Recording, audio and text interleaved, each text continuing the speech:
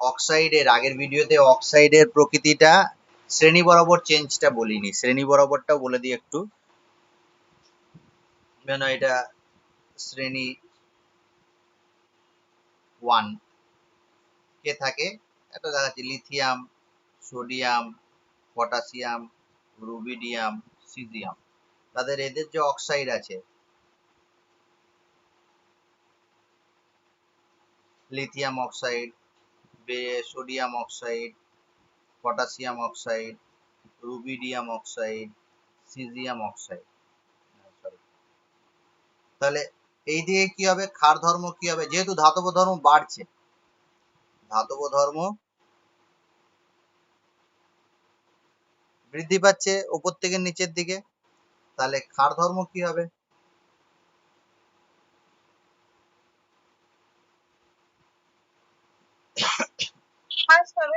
ক্ষারকীয়তা। এই ধাতব ধর্ম বৃদ্ধি পেলে ক্ষার ধর্ম কি হয়, বৃদ্ধি পাবে। হ্যাঁ, হ্রাস পাবে বলছো কেন, বৃদ্ধি পাবে। হ্যাঁ, তাহলে এদের মধ্যে সবচেয়ে তীব্র ক্ষার কে, সিজিয়াম। সিজিয়াম অক্সাইড হচ্ছে তীব্রতম ক্ষার, অর্থাৎ CSOH আর LiOH কে তীব্র ক্ষার, LiOH না CSOH?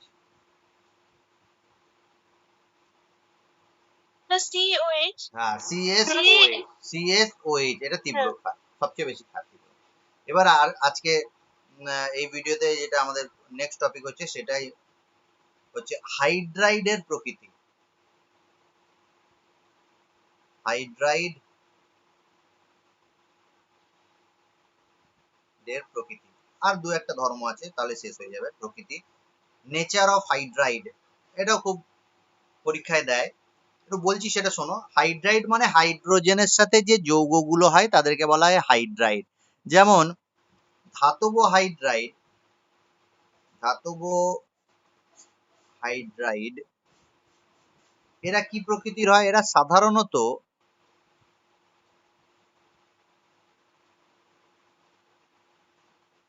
আয়নীয় প্রকৃতির হয়, মানে তড়িৎযোজী প্রকৃতির, আয়নীয় প্রকৃতির। জানি কাকে বলে আয়নীয় যৌগ, কাকে বলে আমি জানি, আয়নিক যৌগ আর তড়িৎযোজী সমযোজী যৌগ, এগুলো তড়িৎযোজী প্রকৃতির বা আয়নীয় প্রকৃতির হয়। যেমন এক্সাম্পল যদি দিই, ধাতব হাইড্রাইডের সোডিয়াম হাইড্রাইড, ক্যালসিয়াম হাইড্রাইড, এইগুলো হচ্ছে তোমার ম্যাগনেসিয়াম বা লিথিয়াম হাইড্রাইড বলতে পারি, লিথিয়াম হাইড্রাইড ইটিসি। এরা আয়নীয় প্রকৃতির হয়। আয়নীয় প্রকৃতির মানে কি, এরা জলীয় দ্রবণে বিয়োজিত হয়ে যায়, এরকম ভাবে ক্যাটায়ন আর অ্যানায়ন হিসাবে বিয়োজিত হয়ে যায়। Na+ হয়ে যাবে আর H- হয়ে যাবে খুব সহজেই। Na+ অ্যাকুয়াস হয়ে যাবে আর H- অ্যাকুয়াস হয়ে যাবে যদি জল দিয়ে দাও। এই ধরনের নেচারকে বলা হয় আয়নীয় প্রকৃতি। যেমন সোডিয়াম ক্লোরাইড একটা আয়নীয় যৌগ, সোডিয়াম ক্লোরাইডকে যদি তুমি জলে দ্রবীভূত করো, তাহলে সোডিয়াম প্লাস অ্যাকুয়াস হয়ে যাবে আর Cl- অ্যাকুয়াস হয়ে যাবে। তাহলে এই ধরনের নেচার গুলোকে বলা হয় আয়নীয় প্রকৃতির। আর ধাতব হাইড্রাইড গুলো কি হয়, সাধারণত আয়নীয় প্রকৃতির হয়। আর অধাতব হাইড্রাইড যারা আছে,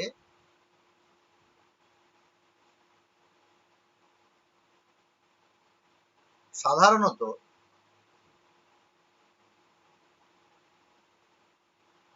এটা সাধারণত হয় সমযোজী প্রকৃতির, কোভ্যালেন্ট নেচার হয় এদের। এদের আয়নিক নেচার হয়, ইলেকট্রোভ্যালেন্ট নেচার, আর এদের সমযোজী প্রকৃতি বা কোভ্যালেন্ট নেচার হয়। যেমন আমি এক্সাম্পল দিচ্ছি, অধাতব হাইড্রাইডের কার্বনের হাইড্রাইড CH4, মিথেন, নাইট্রোজেনের হাইড্রাইড NH3, অ্যামোনিয়া, ফসফরাসের হাইড্রাইড PH3, আরো আছে। এই হাইড্রাইড গুলো, যেমন অক্সিজেনের হাইড্রাইড H2O ইটিসি। এটা অক্সিজেনের হাইড্রাইড, কিন্তু হাইড্রোজেনের অক্সাইড যেমন, অক্সিজেনের হাইড্রাইডও তেমন। তাহলে এদের প্রকৃতিগুলো কি হবে, সমযোজী। অর্থাৎ আমি মিথেনকে যদি জলে দিই, তাহলে কিন্তু মিথেন ভাঙবে না, ক্যাটায়ন অ্যানায়নে ভাঙবে না। তুমি জানো এটা স্ট্রং বন্ড আছে, কার্বনের সাথে যে হাইড্রোজেনের বন্ড আছে সেই হাইড্রোজেন বন্ড গুলো জলে দিলে কিন্তু বিয়োজিত হবে না। এরা খুব স্ট্রং বন্ড, তীব্র বন্ধন, এগুলো সমযোজী প্রকৃতির। এই বন্ধনগুলো জলে কিন্তু চট করে ভেঙে যাবে না, যেমন সোডিয়ামের হাইড্রাইড চট করে ক্যাটায়ন অ্যানায়নে ভেঙে যাবে। এদের মধ্যে যে আকর্ষণ বল কাজ করে ক্যাটায়ন আর অ্যানায়নের মধ্যে, সেই আকর্ষণ বলটার নাম জানা আছে তো? স্থির তাড়িতিক আকর্ষণ বল, ইলেকট্রোস্ট্যাটিক ফোর্স অফ অ্যাট্রাকশন। আর এইখানে সমযোজী বন্ধন আছে, এটা নেক্সট চ্যাপ্টারে আমরা পড়াবো কেমিক্যাল বন্ডিং এ। তাহলে প্রথম কি পয়েন্ট মনে রাখবে, ধাতব হাইড্রাইড গুলো হবে সাধারণত আয়নীয় প্রকৃতির। উদাহরণ দিয়ে দিলাম, sodium hydride, calcium hydride, lithium hydride, এরকম ভাবে বিয়োজিত হয় এরা ক্যাটায়ন অ্যানায়নে। আর অধাতব হাইড্রাইড গুলো হয় সাধারণত সমযোজী প্রকৃতির, অর্থাৎ CH4, NH3, H2O, এরা কিন্তু জলীয় দ্রবণে বিয়োজিত হয় না, এরকম ভাবেই থাকে, এটা জলে দ্রবীভূতই হয় না।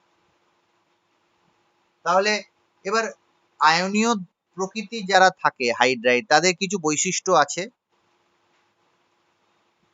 কি কি বৈশিষ্ট্য আছে?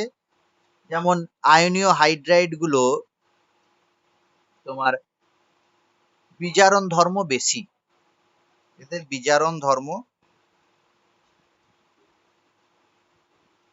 দেখা যায়। এটা আয়নীয় হাইড্রাইডের আমি নেচার বলছি, হ্যাঁ, এটা শুনো না একটু মন দিয়ে। তাহলে আয়নীয় হাইড্রাইড গুলো কি হয়, একটু বিজারণ প্রকৃতির হয়।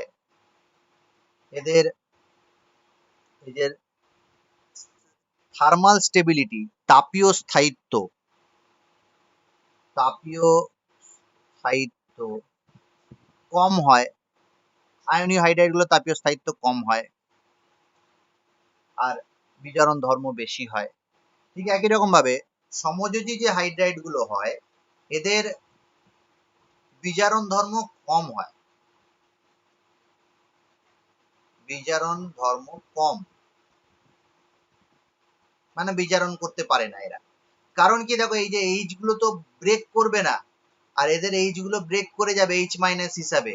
তাহলে H- কোনো পরমাণুকে বা অণুকে বা আয়নকে আমি যদি H- দিয়ে দিই, হাইড্রোজেন দিয়ে দিই, তাহলে সে বিজারিত হয়। কারণ আমরা আর একটা সংজ্ঞা জেনেছি বিজারণ কাকে বলে, যদি কেউ হাইড্রোজেন গ্রহণ করে তাহলে তা বিজারণ হয়ে যায়।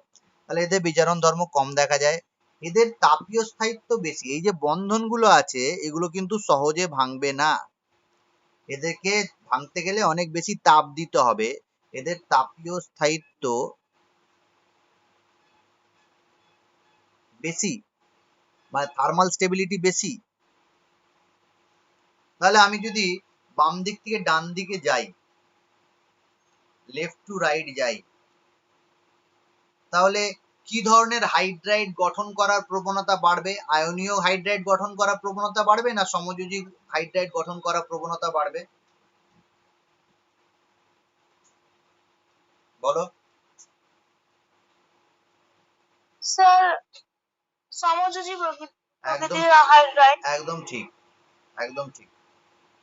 সমযোজী হাইড্রাইড গঠন করার প্রবণতা বাড়বে, কারণ এই দিকে তো তোমার অধাতব যৌগগুলো আছে, আর আগেই বলে দিয়েছি অধাতব যৌগগুলো, অধাতব হাইড্রাইড গুলো তোমার সমযোজী প্রকৃতি হয়। তাহলে অধাতব, এইদিকে অধাতব মৌল আছে, সরি অধাতব মৌল আছে, লিথিয়াম থেকে বেরিলিয়াম থেকে বোরন থেকে কার্বন, এগুলো কিন্তু অধাতু। তাহলে এদের সমযোজী হাইড্রাইড গঠন প্রবণতা বৃদ্ধি পাবে। আর কি হবে, এদের তাপীয় স্থায়িত্ব কি হবে? বেশি হবে। বেশি হবে, কারণ সমযোজী হাইড্রাইড গুলো তাপীয় স্থায়িত্ব বেশি। তাপীয় স্থায়িত্ব বৃদ্ধি পাবে। বিজারণ ধর্ম কি হবে? হ্রাস পাবে। হ্রাস পাবে, ভেরি গুড, বিজারণ ধর্ম হ্রাস পাবে। তাহলে লেফট টু রাইট যদি যাও পর্যায় বরাবর বাম দিক থেকে, তাহলে হাইড্রাইড গুলো সমযোজী হাইড্রাইড গঠন করার প্রবণতা বৃদ্ধি পাবে, বিজারণ ধর্ম হ্রাস পাবে, তাপীয় স্থায়িত্ব বৃদ্ধি পাবে। আর টপ টু বটম যদি যাও তাহলে কি ধরনের হাইড্রাইড গঠন করার প্রবণতা বাড়বে? উপর থেকে আয়নীয় নিচে প্রকৃতির হাইড্রাইট। আয়নীয় প্রকৃতি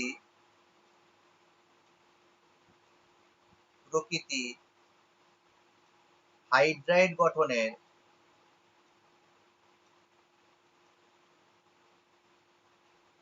গঠনের প্রবণতা বাড়বে। তাপীয় স্থায়িত্ব কি হবে? কম হবে। কম হবে। বিজারণ ধর্ম কি হবে? বেশি হবে। ঠিক আছে, লিখছি না। তাহলে তাপীয় স্থায়িত্ব কম হবে, বিজারণ ধর্ম বৃদ্ধি পাবে। একদম ঠিক। আর একটা প্রশ্ন এখান থেকে দেয়, সেই প্রশ্নটা একটু বলে দিই আমি, তোমাদেরও জানা হয়ে যাবে এই প্রশ্নটা। ম্যাক্সিমাম স্টুডেন্টই এটা ভুল লেখে, দেখি তোমরাও ঠিক বলতে পারছো কিনা দেখে নি।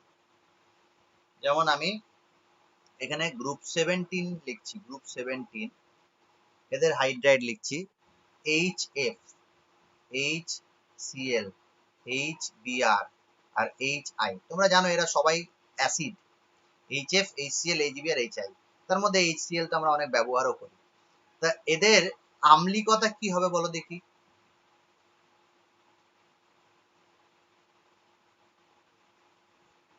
বৃদ্ধি পাবে না হ্রাস উপর পাবে? থেকে নিচে বৃদ্ধি পাবে।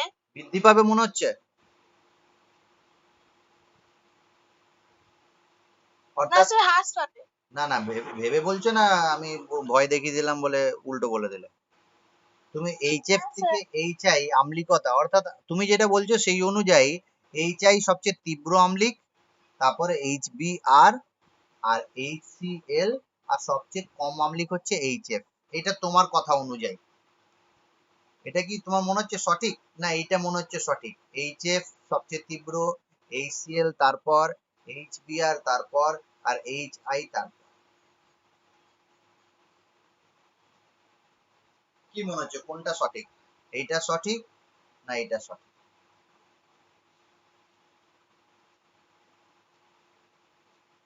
আচ্ছা তোমাকে একটু হেল্প করি। উপর থেকে নিচের দিকে একটু আগেই পড়েছো, কি ধরনের হাইড্রাইড গঠনের প্রবণতা বাড়ে, আয়নিক না সমযোজী?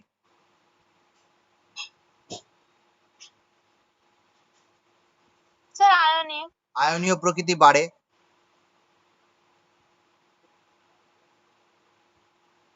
বৃদ্ধি পায়। আচ্ছা উপর থেকে নিচের দিকে তাপীয় স্থায়িত্ব কি হয়, বাড়ে না কমে? স্যার কমে। কমে। মানে তাপীয় স্থায়িত্ব কমা মানে কি চট করে ভেঙে যাবে? হ্যাঁ স্যার।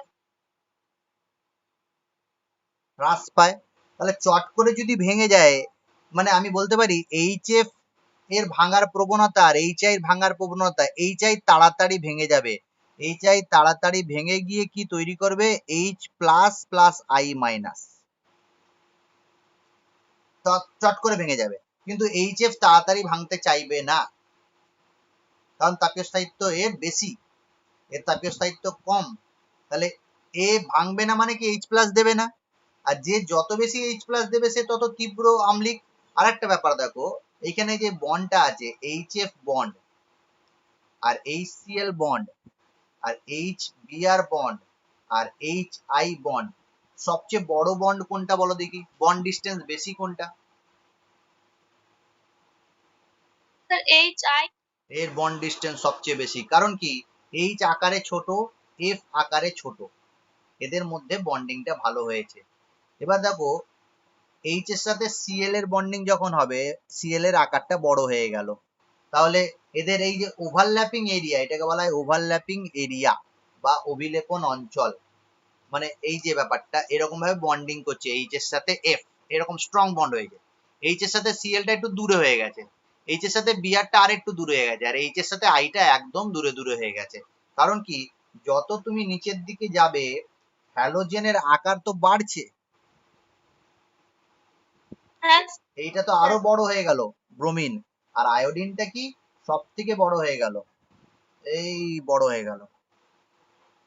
তাহলে যদি এত বড় হয়ে যায় তাহলে বন্ড ডিস্টেন্স বেড়ে গেছে, বন্ড ডিস্টেন্স যদি বাড়ে তাহলে চট করে ভেঙে যাবে। মানে কি বন্ড লেন্থ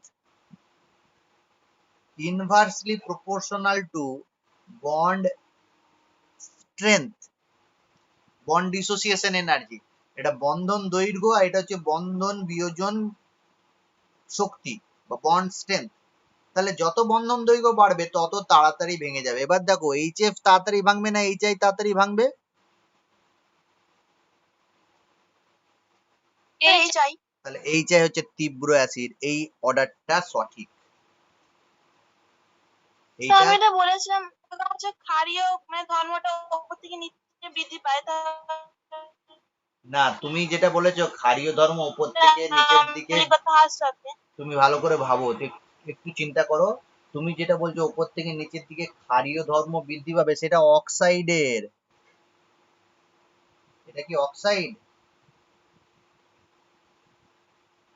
না স্যার, তাহলে এটা হাইড্রাইড। এটা তো হাইড্রাইডের নেচার।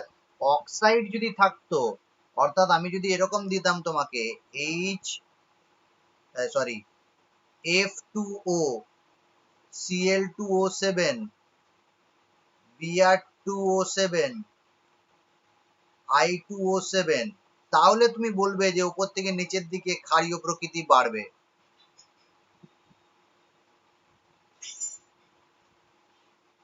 কারণ কি, এটা তো তোমার নিচের দিকে ধাতব ধর্ম বাড়ছে, আর এটা আম্লিক প্রকৃতি, এটা তীব্র আম্লিক। বুঝলাম ব্যাপারটা?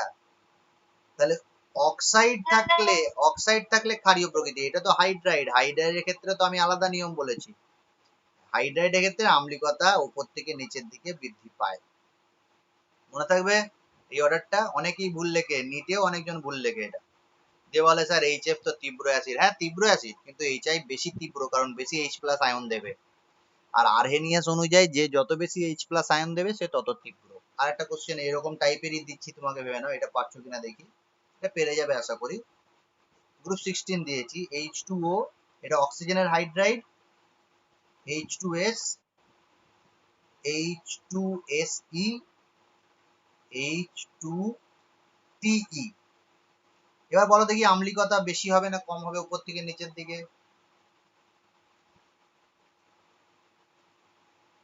কম হবে। একটু আগেই তো পড়লে গো, কি হয় আম্লিকতা উপর থেকে নিচের দিকে? বৃদ্ধি পাবে। তাহলে ভুলভাল বলছো, বৃদ্ধি পাবে। এখন খুব ভালো বুঝতে পারবে, দেখো H2O তোমরা জানো H2O আম্লিক? না স্যার, প্রথম প্রশম। আর H2S মৃদু আম্লিক। মৃদু অ্যাসিড। মৃদু আম্লিক। একদম ঠিক, মৃদু আম্লিক। তাহলে নিজেই বুঝতে পারছো যে উপর থেকে নিচের দিকে গেলে আম্লিকতা বাড়বে, ওই একই কারণ। আচ্ছা বিজারণ ধর্ম কি হবে দেখি উপর থেকে নিচের দিকে? বিজারণ ধর্ম বৃদ্ধি পাবে। একদম ঠিক, বিজারণ ধর্ম বৃদ্ধি পাবে। তাপীয় স্থায়িত্ব হ্রাস পাবে। হ্রাস পাবে, ঠিক আছে। আয়নীয় প্রকৃতি বৃদ্ধি পাবে। বুঝে নিয়েছো, ঠিক আছে, কমপ্লিট। হাইড্রাইডের প্রকৃতি হয়ে গেছে। আর একটা আমাদের প্রপার্টি বাকি আছে, সেটা বললেই এই প্রপার্টি গুলো শেষ হয়ে যাবে। সেটা হচ্ছে যোজ্যতা। আচ্ছা যোজ্যতাটা একটু আলাদা রকম ভাবে পড়তে হবে আমাদেরকে। যোজ্যতা কাকে বলে জানো তো? স্যার পরমাণুর সর্ববহিষ্ঠ কক্ষে উপস্থিত ইলেকট্রন সংখ্যাকে যোজ্যতা বলা হয়।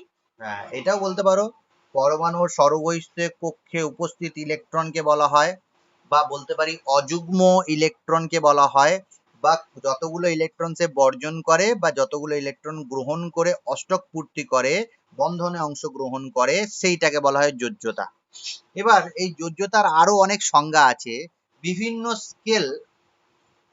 স্কেলে আছে, যেমন হাইড্রোজেন স্কেল আছে, অক্সিজেন স্কেল আছে, হ্যালোজেন স্কেল আছে, কার্বন স্কেল আছে। এই স্কেলগুলোতে সংজ্ঞা আছে, যোজ্যতার সংজ্ঞা। যেমন হাইড্রোজেন স্কেলে যদি আমি সংজ্ঞা দিই, তাহলে একটা মৌল যতগুলো হাইড্রোজেন পরমাণুকে প্রতিস্থাপিত করে বা বা হাইড্রোজেনের সাথে যুক্ত হয়ে যৌগ গঠন করে, সেই হাইড্রোজেনের সংখ্যাকে তার যোজ্যতা বলে। কি বললাম?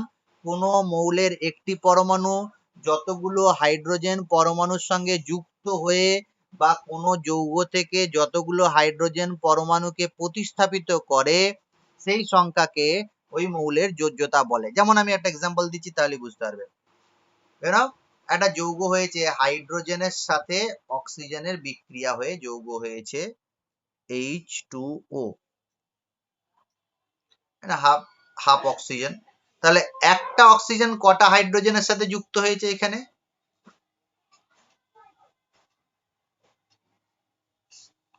একটা অক্সিজেন কটা হাইড্রোজেনের সাথে যুক্ত হয়েছে? দুটো। তাহলে দুটো হাইড্রোজেনের সাথে যুক্ত হয়েছে। তাহলে অক্সিজেনের যোজ্যতা কত? 2 2। আচ্ছা, না এখানে এরকম ভাবে যুক্ত হয়েছে H2 প্লাস F2 তৈরি হয়েছে HF, ব্যালেন্স করলে 2HF। তাহলে একটা ফ্লুরিন কটা হাইড্রোজেনের সাথে যুক্ত হয়েছে? দুটো। ভালো করে দেখো, একটা ফ্লুরিন। স্যার একটা ফ্লুরিন একই হাইড্রোজেনের সাথে যুক্ত হয়েছে। তাহলে যোজ্যতা কত হবে ফ্লুরিনের? 1। এইরকম হচ্ছে। এই যে স্কেলটা বললাম একে বলা হয় হাইড্রোজেন স্কেলে যোজ্যতা। ঠিক আছে, এরকম অক্সিজেন। আগে তো হ্যাঁ 2HF এর আগে তো 2 আছে। হ্যাঁ, তাহলে এখানে তুমি ভাবো না, দুটো হাইড্রোজেন বিক্রিয়া করছে দুটো ফ্লুরিনের সাথে, দুটো এইচএফ তৈরি হচ্ছে। তাহলে একটা হাইড্রোজেন একটা ফ্লুরিনের সাথে বিক্রিয়া করে একটা এইচএফ তৈরি হবে। মানে আমি যদি এরকম করতাম তাহলে বুঝতে পারতে, half H2 plus half F2 তৈরি হয়েছে এইচএফ। তাহলে একটা স্যার ফ্লুরিন। হাফটা কেন? বলো স্যার হাফটা কেন, মানে H2 এর ক্ষেত্রেও হাফ এসছে, হাফটা কেন আসছে? ব্যালেন্স করার জন্য, ব্যালেন্স করছি আমি।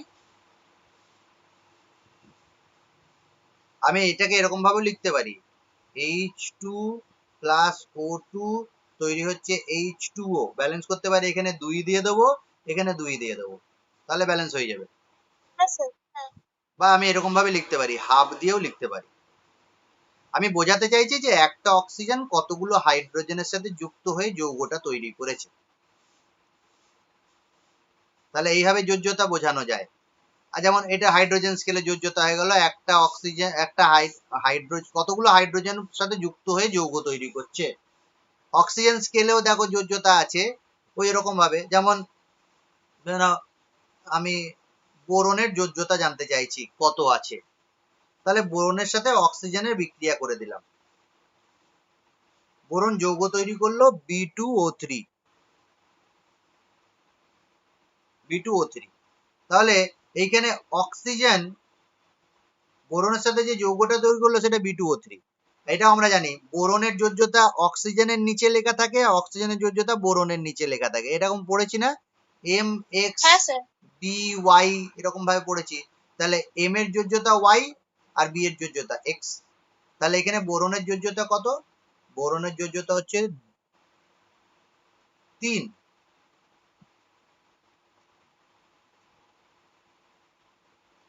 এরকম অক্সিজেন স্কেলেও আছে, হ্যালোজেন স্কেলেও আছে।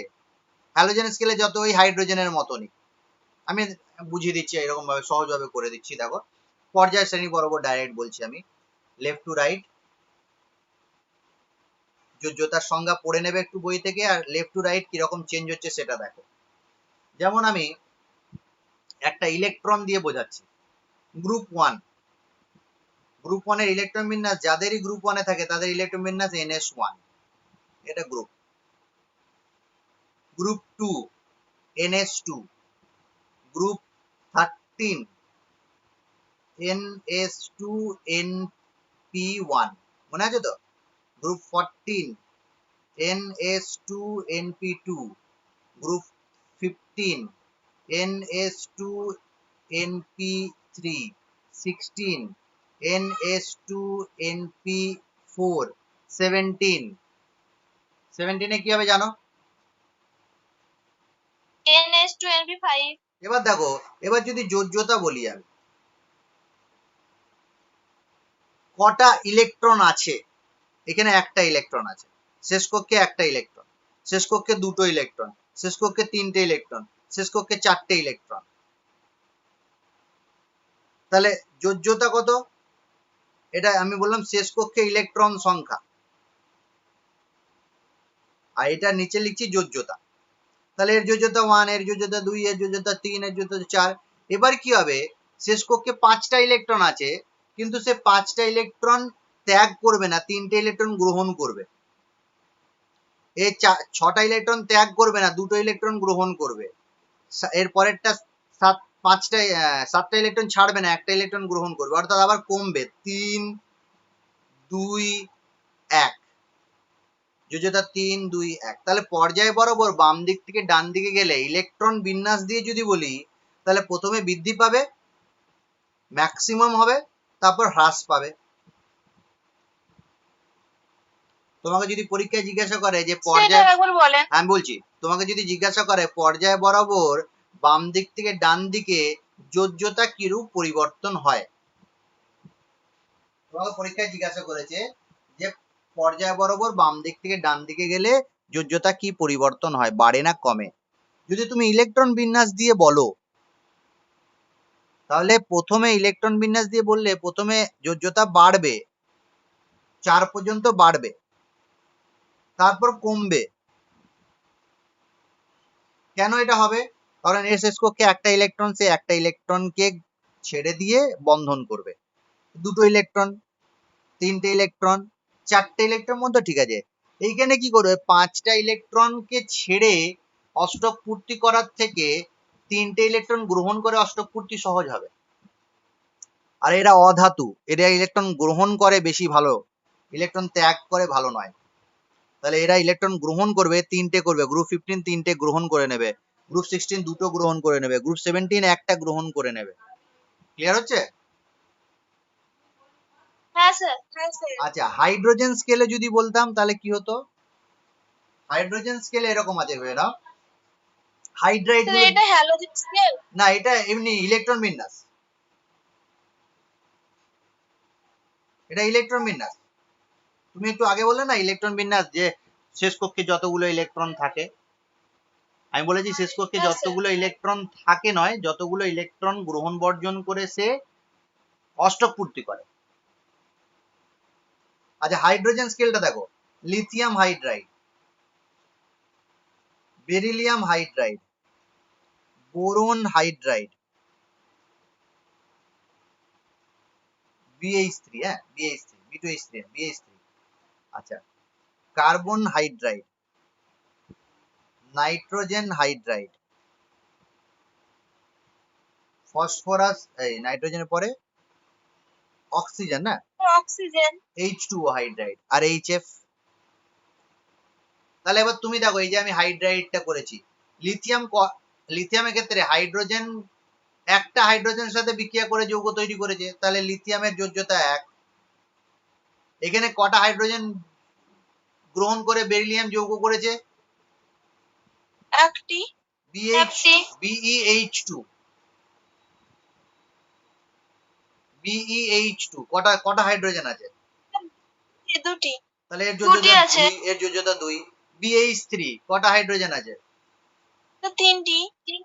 CH4, একটি, চারটি, NH3, তিনটি, H2O, দুই, আর HF।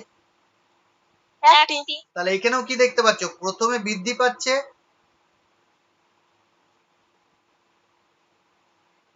হাইড্রোজেন গ্রুপ 14 এ ম্যাক্সিমাম হচ্ছে, তারপর আবার হ্রাস পাচ্ছে।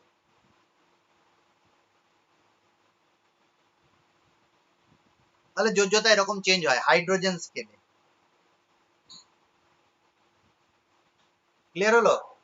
মানে তুমি যে স্কেলে বলবে সেই স্কেলে পরিবর্তন দেখাবে। যেমন অক্সিজেন স্কেলে যদি দেখাই কি হবে জানো, অক্সিজেন স্কেলে বৃদ্ধি পেতে থাকবে, বইতে দেখবে বৃদ্ধি পেতে থাকবে। আমি অক্সিজেন স্কেলটাও দেখিয়ে দিই তোমাদের।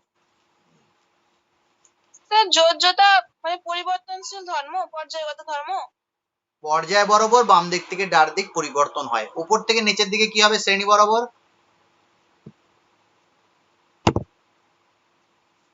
শ্রেণী বরাবর কি হবে? প্রথমে কমবে তারপরে বাড়বে। আন্দাজে বলছো? স্যার স্যার আন্দাজে বললে হবে না, এখনই আমি দেখাবো। আচ্ছা আমি অক্সিজেন স্কেলে দেখাচ্ছি। N2O, MgO, Al2O3, SiO2, P2O5, SO3, Cl2O7, Cl2O7। তাহলে এখানে দেখো আমি একটু আগে শেখালাম এরকম ভাবে MXBY, M এর যোজ্যতা Y, B এর যোজ্যতা X। তাহলে এখানে সোডিয়ামের যোজ্যতা কত? 1 1। এখানে ম্যাগনেসিয়ামের যোজ্যতা কত? 2 কারণ এখানে 2 আর 2 ছিল, সেটা কেটে কি হয়ে গেছে, 1 1 হয়ে গেছে। তাহলে 2, এটা কি দেখেই বোঝা যাচ্ছে 3।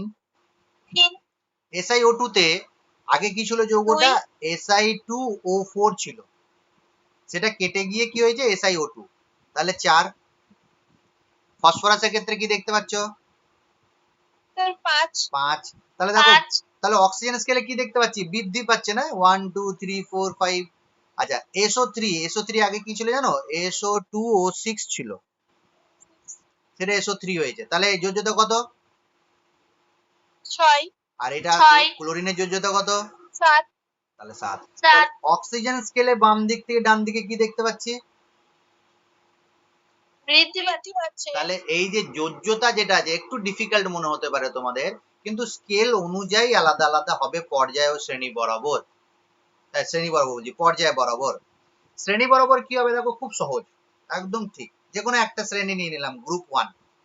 তাহলে তুমি অক্সাইড দিয়ে বলো অক্সিজেন স্কেলে, LiO2, Na2O, K2O, Rb2O, CH2O। কি দেখতে পাচ্ছ, যোজ্যতা কি হচ্ছে? স্যার প্রত্যেকটা যোজ্যতা 1 এক, সেম, 1 1 1 1 1, সবারই সেম।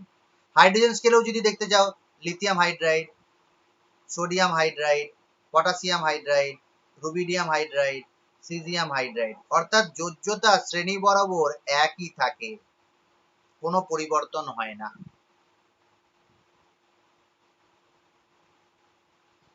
ঠিক আছে, যোজ্যতা শেষ। লাস্ট স্যার বলছি বলো। স্যার ওই কার্বন স্কেলটা ভুল করে বলে ফেলেছি, কার্বন স্কেল বলে যোজ্যতার সংজ্ঞা নেই। হাইড্রোজেন স্কেল আছে, অক্সিজেন স্কেল আছে, আর হ্যালোজেন স্কেল আছে। এটা তো প্রথমে বাড়ে তারপরে কমে, এটাতে বৃদ্ধি পেতে থাকে, এটাতে বাড়ে কমে। হাইড্রোজেন আর হ্যালোজেন সেম হয়। আর ইলেকট্রন বিন্যাসটাও আছে একটা, ইলেকট্রন বিন্যাসেও বলে দিয়েছি আমি। তাহলে এটা হয়ে গেল যোজ্যতার। আর লাস্ট যেটা, যদিও এটা প্রত্যক্ষভাবে নির্ভরশীল ধর্ম নয়, পরোক্ষভাবে নির্ভরশীল, একটু বলে দিই শুধু, সংজ্ঞাটা পরীক্ষায় দেয় মাঝে মাঝে, সেটা হচ্ছে পারমাণবিক পারমাণবিক আয়তন, অ্যাটমিক ভলিউম।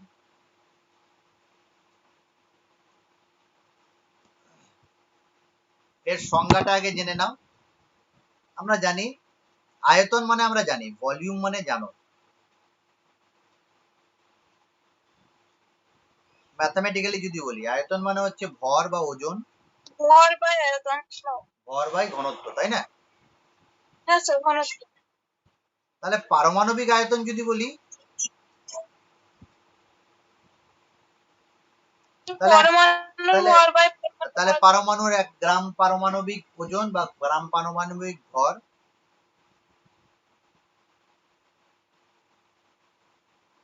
গ্রাম পারমাণবিক ভর বাই পরমাণুর ঘনত্ব,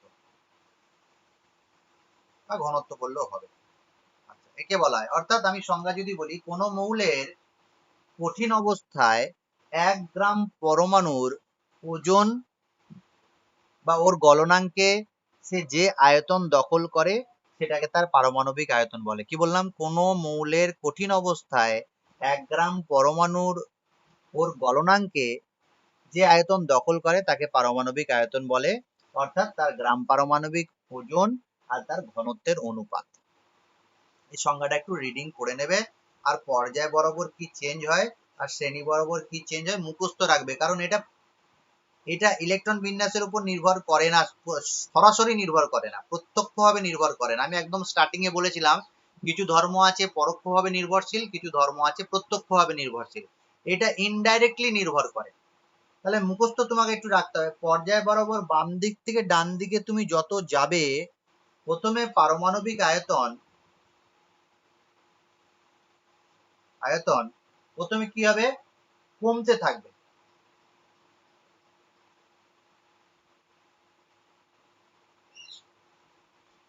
কমতে থাকে, ঠিক আছে, এবং সর্বনিম্ন মানে পৌঁছায়, সর্বনিম্ন হয়ে যায়, যে তারপর বৃদ্ধি পায়। কি বললাম, পারমাণবিক আয়তন প্রথমে কমতে থাকে, সর্বনিম্ন মানে যায়, তারপর বাড়তে থাকে। কারণ যত তুমি এদিক থেকে এদিকে যাবে, এটা আমি একটু চেষ্টা করছি বলার, যে যত তুমি এদিক থেকে যাবে, দেখো আকার ছোট হতে হতে যাবে। আকার ছোট হলে আমরা জানি আয়তন কমে, কিন্তু যত দূরে যাবে তত ঘনত্ব বাড়তে বাড়তে যাবে, কারণ তার অ্যাটমিক নাম্বার বাড়ছে, প্রোটন সংখ্যা বাড়ছে, তাহলে সরি ভর বাড়তে বাড়তে যাবে। যত তুমি ওইদিকে যাবে ভর বাড়তে বাড়তে যাবে। তাহলে যত বাম দিক থেকে ডান দিকে যাবে, ভর যেহেতু বাড়ছে, দেখো উপরের জিনিসটা যদি বাড়ে তাহলে তো আয়তন বাড়বে। প্রথমে কমছে কারণ আকার ছোট হচ্ছে, আকার ছোট হলে কমবে, কিন্তু পরে আবার ভর বাড়ছে, সেই জন্য ওভারঅল কি হবে, প্রথমে কমতে কমতে যাবে, তারপর সর্বনিম্ন হয়ে তারপর বাড়তে বাড়তে যাবে। আর শ্রেণী বরাবর খুব সহজ, শ্রেণী বরাবর বলা যাবে খুব সহজেই। কারণ দেখো শ্রেণী বরাবর উপর থেকে নিচের দিকে গেলে কক্ষ সংখ্যা কি হয়, তো একই থাকে। কক্ষ সংখ্যা, এটা হবে না লিথিয়াম, স্যার বৃদ্ধি পায়। হ্যাঁ এইটা হবে না সোডিয়াম, এটা হবে না পটাশিয়াম। তাহলে নিশ্চয়ই কক্ষ সংখ্যা বাড়ছে, কক্ষ সংখ্যা যদি বাড়ে তাহলে পারমাণবিক আয়তনও বৃদ্ধি পায়। তাহলে উপর থেকে নিচের দিকে পারমাণবিক আয়তন